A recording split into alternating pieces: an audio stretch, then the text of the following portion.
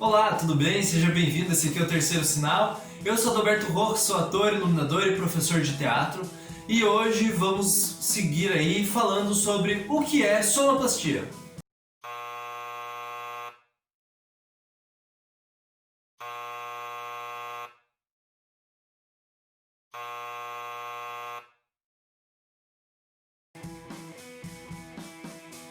Se você então já está inscrito no canal e já acompanha o nosso canal, sabe que a gente já fez vídeos aqui falando sobre do que é feito o teatro, sobre algumas das coisas que compõem o teatro, por exemplo, dramaturgia, iluminação, atuação, cenografia. E agora então eu queria contar para vocês um pouco, pelo menos, sobre o que é a sonoplastia. Viu que profundo é essa? Sonoplastia. Enfim, sonoplastia o que é exatamente? É uma outra área dentro do teatro que vai se dividir pensando principalmente não, né? Mas pensando isso basicamente, que é como compor o som, né? Sonoplastia, o termo vem de você desenhar, você criar o som. E aí é mais ou menos isso que a pessoa tem que pensar enquanto está criando, né, a sonoplastia. Ou seja, como é o som, vai desde batidas, desde efeitos sonoros mais simples, até uma música, até se alguém vai falar num tom cantado, se vai ter alguma música de fundo para dar um clima, ou se vai ser alguma percussão, todos os elementos sonoros que envolvem o espetáculo.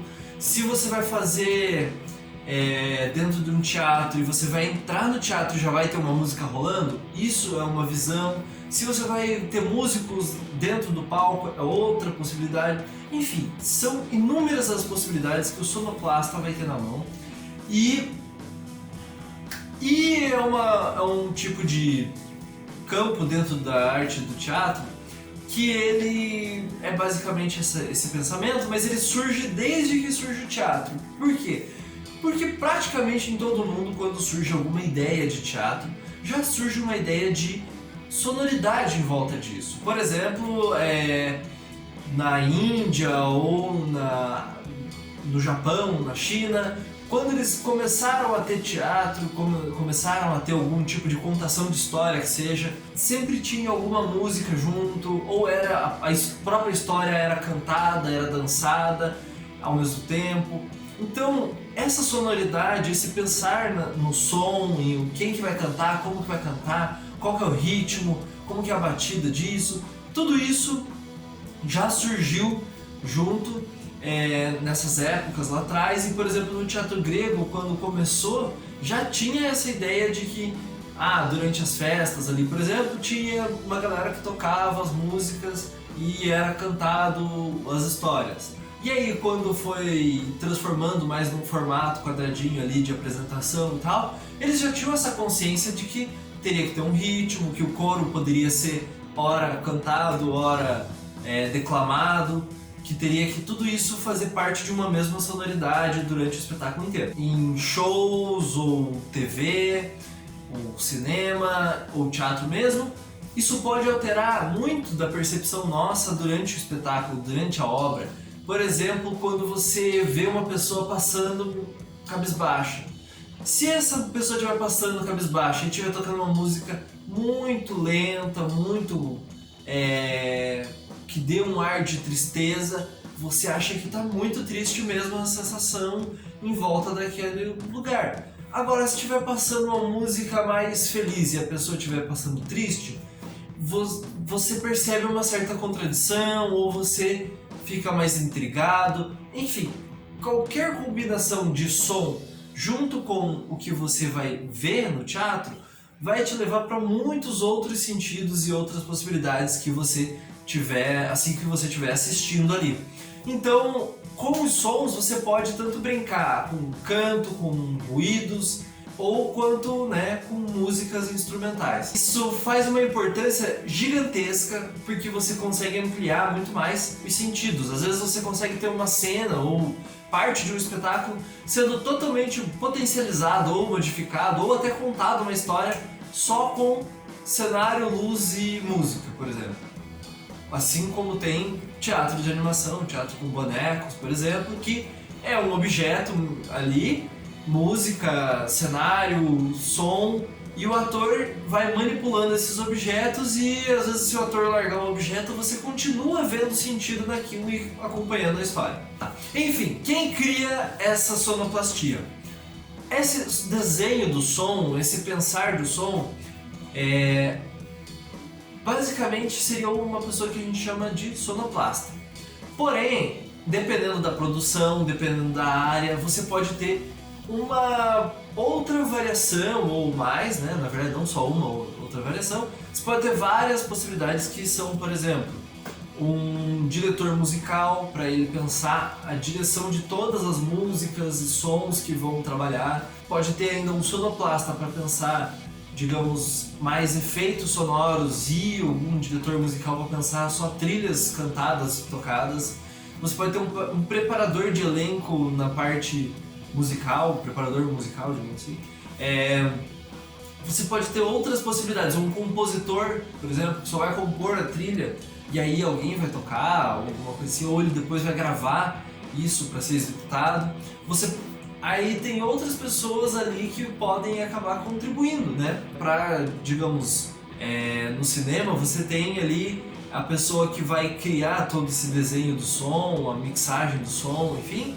Mas você tem, por exemplo, quem vai criar o Foley, que vai ser o artista de Foley lá, que ele não é Foley de gaita, mas é o Foley, é o cara que vai pegar assim, a pessoa tá dando passos, a pessoa tá dando um tapa. Ele vai reproduzir isso e gravar isso, e aí a partir de técnicas, de maneiras de criação, ele vai transformar isso de um jeito que, né, amplie essa ação. Então a pessoa vai estar andando, como vai ser criado esse ruído, daí é esse artista de Foley que vai criar. Então pode ter todas essas combinações para você ter uma sonoplastia, ou você pode ter às vezes, né, só um sonoplasta para dar conta de tudo isso, ou só um compositor, enfim, existem várias possibilidades. E quanto à formação desse sonoplasta, como que faz? Muitas vezes os sonoplastas, tem poucas escolas, pelo menos até onde eu sei, ou bem raras, que vão ter assim, um curso específico de sonoplastia.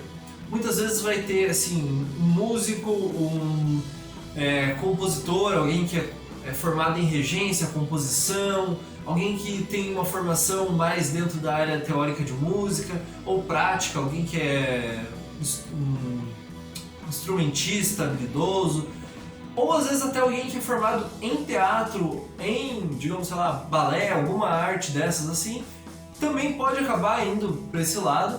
E essas pessoas com essas formações é que vão normalmente se aproximar ali dessa criação de trilha sonora. Mas quanto mais próximo ou do teatro em si, ou da música propriamente dita e da criação dentro da música, mais provável dessa pessoa, né, se dar bem ali com a sonoplastia.